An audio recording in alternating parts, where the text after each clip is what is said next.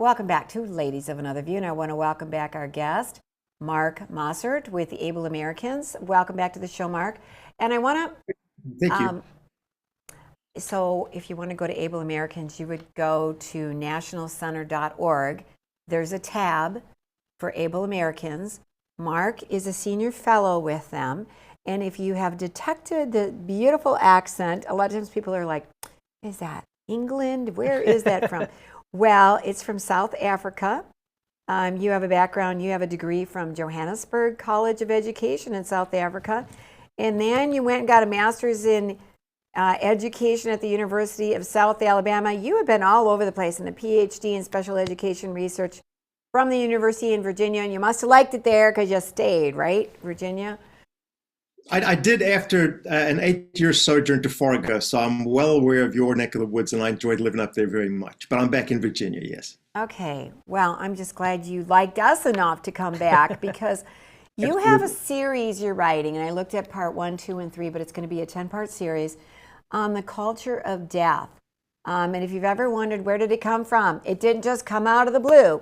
So we can go through like part 1, why should they live? And you start looking at the 20s and 30s, and you're going to go through history in this series on where this all came from so that today it's okay just to, assisted suicide or euthanasia.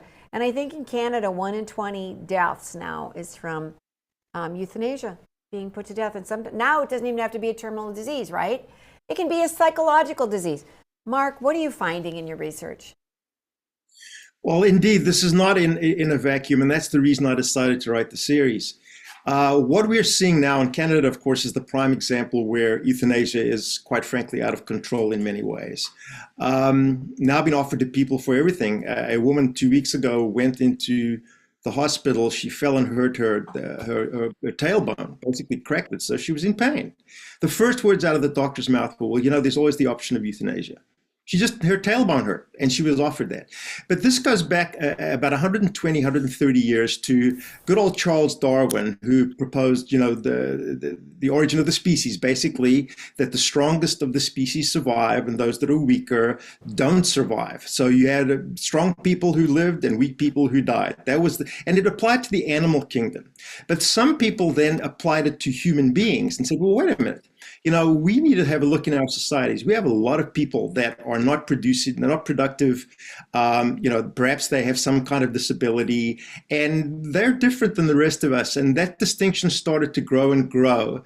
And particularly, it was in the US and in Europe, particularly in the UK, and also in Germany, which is the part that I concentrate on, because that's where it eventually morphed into killing people with disabilities. And it was very simple. The idea that the Nazis had was, there's this ideal of a perfect person, the blonde-haired, blue-eyed Aryan person. That's the ideal in terms of physical appropriateness and desirability. So what the Germans started to figure out after the First World War was that there was a lot of poverty in the country, and they had all these social services for people who with disabilities. And they came up with a term that is still used many places today called useless eaters. And those were people who could not contribute to the economy, but were taking up resources. So people who were severely disabled, people who had severe psychological problems, and so on. And after Hitler came to power, they actually had a full program that they developed called the Action T4 program, where they literally rounded up people with disabilities and other undesirables, so alcoholics, prostitutes, people who were not desired to be in society, and took them to one of 6 mental institutions in Germany and proceeded to kill them. They killed several 100,000 people in that way to rid their society of people who they thought were different and inferior. And what we see now, jump to today, think about Canada, think about the Netherlands, think about Belgium, where death on demand is pretty much legalized. In the Netherlands, where this was the best example we had until Canada turned up, they started out as every place does. They start out with, we have very strict guidelines. As you mentioned, you have to be within 6 months of death, terminal illness, and for physical suffering. That's it. That slowly morphs over time to, well, why do you have to be 6 months from death? Maybe you have some other kind of suffering going on, emotional suffering. We think euthanasia and assisted suicide are good for that too. And so all these guidelines expand and expand and expand until what you have pretty much is death on demand anywhere, anytime, for any reason, for anybody. And that's exactly what's going on in Canada. Euthanasia is the 5th largest cause of death in Canada right now. It's available to everyone. It's available to people who have psychological suffering. It's available to people that have physical disabilities, but who are, cognitively fine. It's just basically for anyone who wants it. And this has also permeated the medical schools and medical training. So a lot of doctors who now come into practice think that this is just great. And in fact, many places, they talk about euthanasia and assisted suicide as top of the line medical practice. It's now considered a medical practice to kill people because they're different. It's horrible. You know what? I just have to, my brain goes to how important it was that abortion became a thing, because when the value of life starts in conception and it goes to 0 for society, what does it do on the other end of life? And that's got to affect people. I'm just wondering what you're seeing in America as far as where we're at with all this. Is there a lot of states that have bought into euthanasia, or where are we at? Yeah, it started, the first state to fall to this was Oregon in 1994, followed by Washington State in 2008. And since then, there have been others.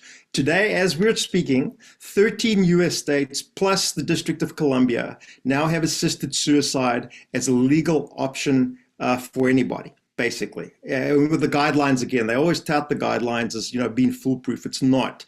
It's open to all kinds of abuse. There are 5 or 6 other states where they have various forms of legislation in the pipeline that are coming down on this. But yeah, we do not allow yet, I would add, in the United States, euthanasia, which is where a medical person actually physically kills you.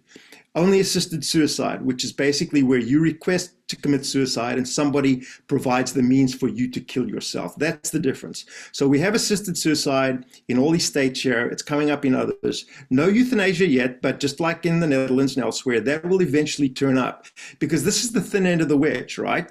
We don't want people to suffer. We don't want people to have no quality of life. People should be autonomous and choose their own death. All of those arguments impact people. And quite frankly, another reason for doing the series is I want people to be aware that you have to be informed when you go into some situation in the hospital. What are the guidelines in your state? What are the guidelines in a particular hospital? Is this going to be offered to you? Might it be abused, or is it not allowed? And what are you going to do if somebody in the medical field pushes this on you and says, basically, this is an option? You have to know your options going in ahead of time. And just back to the abortion issue. This Iceland, of all countries, is the poster child here, so to speak. Iceland bragged several years ago that they have completely eradicated Down syndrome in Iceland. And how did they do that?